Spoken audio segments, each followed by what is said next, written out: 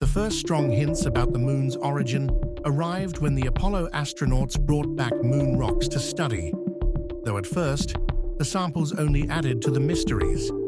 The rock's chemical complexity confused scientists and led to several possibilities for the moon's origin.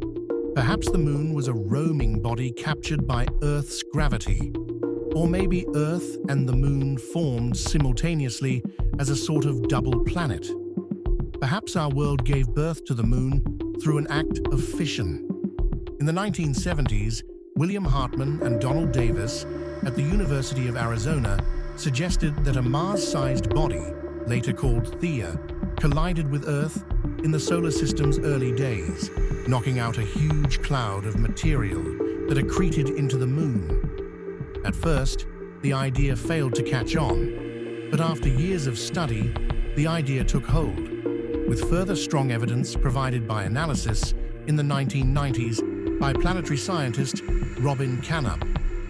The so-called giant impact hypothesis is now the leading idea about how the moon formed.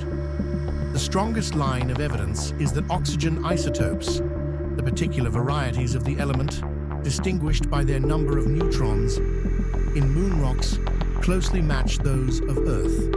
They must have come from a common source, planetary scientists believe, and an impact would explain that.